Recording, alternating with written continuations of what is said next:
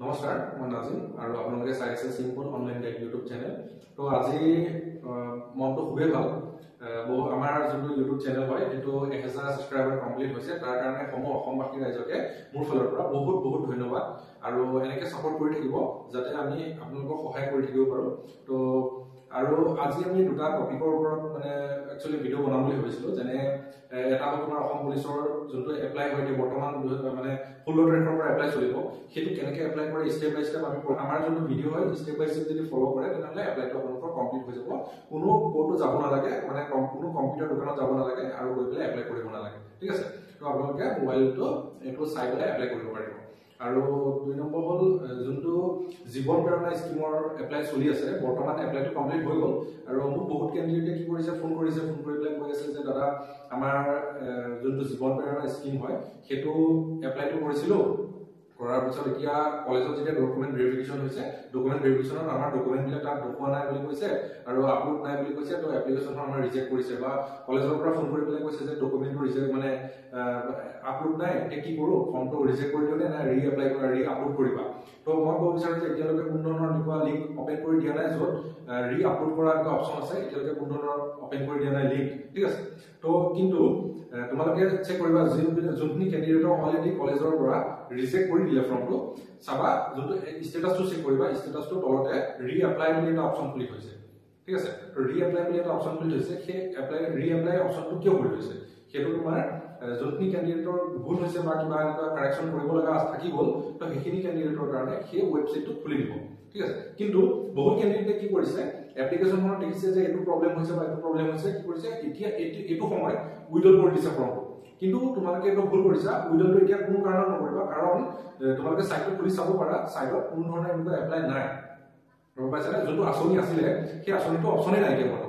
তোমালোকে ফৰ্মটো উইড্ৰল কৰি দিবা, হয় উইড্ৰল কৰি দিয়াৰ পিছত তোমালোকৰ আকৌ নতুনকৈ এপ্লাই কৰিবৰ কাৰণে তাত কোনো ধৰণৰ অপশ্যন নাই। ঠিক আছে, তো যোনখিনি কেণ্ডিডেটৰ কলেজৰ ফালৰ পৰা ৰিজেক্ট কৰিছে বা ইউনিভাৰ্চিটিৰ পৰা ৰিজেক্ট কৰিব, এইখিনি কেণ্ডিডেটৰ তলতে তোমাৰ ৰি-এপ্লাই বুলি এটা অপশ্যন খুলি থ'ব। ঠিক আছে, তো ৰি-এপ্লাই কৰি পেলাই তোমাৰ যোনটো প্ৰব্লেম হয় সেই প্ৰব্লেমটো তুমি সলিউশ্যনটো সেইটো কৰিব পাৰিবা। ঠিক আছে, ৰি-এপ্লাই মানে যদি তোমাৰ ডকুমেণ্টটো আপলোড নাছিলে তুমি ডকুমেণ্টটো আকৌ আপলোড কৰিব পাৰিবা, বা তোমাৰ কিবা ভুল আছিলে তো সেইটো শুদ্ধ কৰিব পাৰিবা। ঠিক আছে, কিন্তু তুমি যদি ফৰ্মটো উইড্ৰল কৰি দিয়া তেতিয়াহ'লে তোমাৰ এপ্লিকেশ্যনখন কেনচেল হৈ যাব। ঠিক আছে, তো আৰু এনেকুৱা ধৰণৰ মানে 100% মানে এনেকুৱা তথ্য এতিয়ালৈকে পোৱা নাই।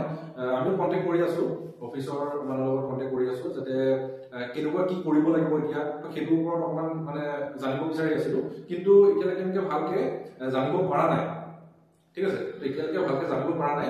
আৰু তেখেতলোকেও কৈছে যে এনেকুৱা আমাৰ ওপৰৰ পৰা কোনো ধৰণৰ এনেকুৱা এতিয়ালৈকে নটিচ বা এনেকুৱা কোনো ধৰণৰ একো অহা নাই, তো আহিলে তোমালোকে মানে খবৰ পাই যাব বুলি কৈছে। ঠিক আছে, তো বহুত এনেকুৱা কেণ্ডিডেট আছে যোনবিলাকে এনেকুৱা ক্ষেত্ৰত লাগি নাথাকে বা এনেকুৱা গম নাপাবও পাৰে, তো আমাৰ চেনেলটো ছাবস্ক্ৰাইব কৰি ৰাখিব। যেতিয়া আমি এনেকুৱা ধৰণৰ কিবা গম পাম লগালগ আমি ভিডিঅ' বনাই পেলাই দি দিম, বা আমাৰ ডেছক্ৰিপশ্যনত যোনটো ফোন নম্বৰ থাকিব তাৰ লগত কণ্টেক্ট কৰি পেলাই তোমালোকে এপ্লাইটো কৰি ল'ব পাৰিবা। ঠিক আছে, তো আমি এপ্লাইও কৰি দিওঁ, তাৰ কাৰণে সৰু এটা ফিজ পে' কৰিব লাগে। তাৰ মানে সেইটো তুমি আমি যিকোনো এপ্লাই তাত আমি নাম্বাৰটো দি থ'ব পাৰোঁ, তো তাত তোমালোকে কণ্টেক্ট কৰি পেলাই এপ্লাইটো কৰি ল'ব পাৰিবা। ঠিক আছে, তো বাকী যদি আমাৰ চেনেলটো এতিয়ালৈকে নতুনকৈ চাই আছা বা এতিয়ালৈকে ছাবস্ক্ৰাইব কৰা নাই তেনেহ'লে ছাবস্ক্ৰাইব কৰি ৰাখিবা। আগন্তুক যেনেকৈ এডিআৰই আহিব বা অসম পুলিচৰ আৰু কিবা পোষ্ট আহিব বা এনেকুৱা ধৰণৰ যেতিয়া পোষ্ট আহিব, তোমালোকে ধুনীয়াকৈ চাই পেলাই ঘৰতে বহি এপ্লাইটো কৰি ল'ব পাৰিবা, কাকো টকা নিদিয়াকৈ এপ্লাই কৰি ল'ব পাৰিবা। অকল এইটোৱে নহয় যে অসম চৰকাৰে এপ্লাই কৰোঁ, মানে যিকোনো ফৰ্ম হওক, যেনেকৈ তোমাৰ চেণ্ট্ৰেল লেভেলৰ SSC হওক বা তোমাৰ IPPB হওক বা এনেকুৱা ধৰণৰ যোনখিনি পেৰামিলিটি এক্সট্ৰাকে ওলাইছে সেইখিনিও আমি এপ্লাই কৰি দেখাওঁ, বা যিকোনো বেংকৰ কিবা পোষ্ট ওলাইছে এনেকুৱা যিকোনো মানে, আৰু যিকোনো তোমাৰ যোনবিলাক আঁচনি হয় সেইবিলাকো কেনেকৈ এপ্লাই কৰে সেইটো আমি ষ্টেপ বাই ষ্টেপ দেখাবৰ কাৰণে চেষ্টা কৰিম। তো মোৰ ইমানেই ক'বলগীয়া আছিলে, তো আপোনালোকে ছাপোৰ্ট কৰিব।